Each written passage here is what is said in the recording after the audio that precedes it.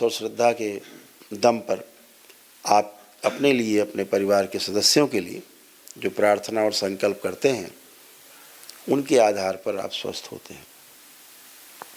यही वैदिक प्रक्रिया है। और इस दरबार के पास लाखों लोगों का रिकॉर्ड है।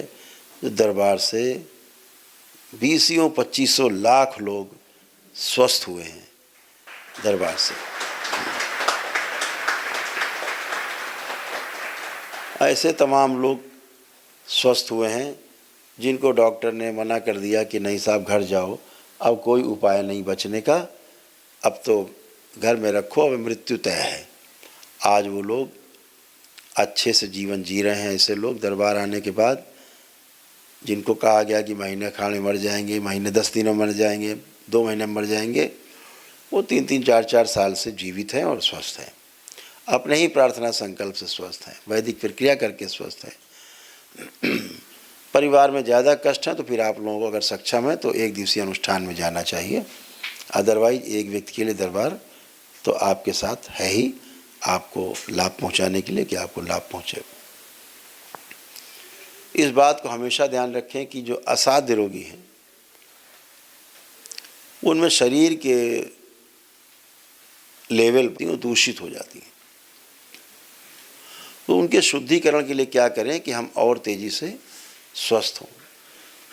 इनमें औषधियाँ और उल्टा काम करती हैं। आदमी अपने असाध्य रोग से पीड़ा में है, कष्ट में है, यह औषधियाँ, दर्दनाशक औषधियाँ, ये जो औषधियाँ देते हैं, कहते हैं एंटीबायोटिक हैं, ऐसी औषधियाँ, निद्रा देने की औषधियाँ, इनके अलावा यही औषधि है। इसके अलावा इनके पास कोई भी औषधि नहीं है। आप सभी को पता है कैंसर को ख़त्म करने के लिए आज तक कोई भी दवा नहीं बनी। उसके बाद भी आपको दवा खिलाई जाती है। नाम है असाध्य रोग कि कभी ठीक नहीं होगा, लेकिन फिर भी दवा खिलाए जा रहे हैं। कह भी रहे हैं कि इसकी कोई दवा नहीं है, फिर भी खिलाए जा रहे हैं। बच्चों के असाध्य रोग हैं, औषधि बनी नहीं संसार में, चिकित्सा हुई नहीं, लेकिन दवा खिलाए जा रहे हैं। ये औषधि जब शरीर के अंदर जाती है तो केमिकल रिएक्शन करती है, और ये केमिकल रिएक्शन जब बॉडी में होता है तो फिर शरीर और रोगी होने लगता है, और कष्ट होने लगते हैं, इम्यून सिस्टम और कमज़ोर होने लगता है, और ज़्यादा कष्ट आपके बढ़ जाते हैं, क्योंकि शरीर रुग्ण होने लगता है, रक्त दूषित होने लगता है। और अगर रक्त दूषित होने लगता है तो फिर समस्या और बढ़ जाती है, और वो समस्या थोड़ी नहीं बढ़ती, मृत्यु देती है। तमाम औषधियाँ हैं। किसी भी औषधि का नाम आप गूगल पे डालिए, मोबाइल में, कंप्यूटर पे, और उसके पूछिए इसके साइड इफ़ेक्ट क्या हैं, तो दर्जन भर से ज़्यादा आपको साइड इफ़ेक्ट मिलेंगे कि ये दवा खाने से ये रोग आपको बनेंगे।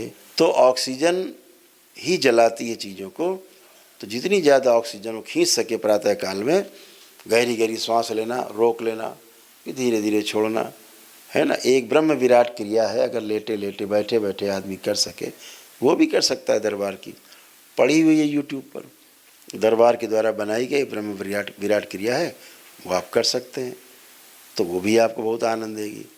मंगलवार का जो, अब तो आप शनिवार का जो संकल्प है उस संकल्प में शामिल होकर के वो शनिवार वाला संकल्प आप कर सकते हैं। परिवार का सदस्य न कर पाए तो आप उसको कर सकते हैं हाथ पकड़ के, या उसका ना हाथ पकड़ पाएँ तो उसका कपड़ा लेकर के, पहना हुआ कपड़ा हो जो उतरा हुआ हो, धुला ना हो, बस उतारने के बाद उसको गोद में रख करके उसका संकल्प कर सकते हैं, उसके लिए प्रार्थना कर सकते हैं, आप लोग कर सकते हैं। इस तरह से आप अपने परिवार के सदस्य को स्वस्थ कर सकते हैं। तो निद्रा जो है आपको बहुत गहरी अब आने वाली है। आपके परिवार के सदस्य को जो रोगी है, गहरी निद्रा ही सबसे बड़ी औषधि है, सबसे बड़ी दवा है। निद्रा आपको चार्ज कर दे, कितना भी आप काजू बादाम किशमिश और बड़ा 56 प्रकार का व्यंजन करो, लेकिन सोना तो पड़ेगा। ऊर्जा आप में रिचार्ज होते हैं आप सोने के बाद। आप चाहे कितना ताकत और चीज़ें खा लीजिए, उससे आपको ऊर्जा नहीं कि आप ना सोएं, ऐसा नहीं, सोना तो पड़ेगा।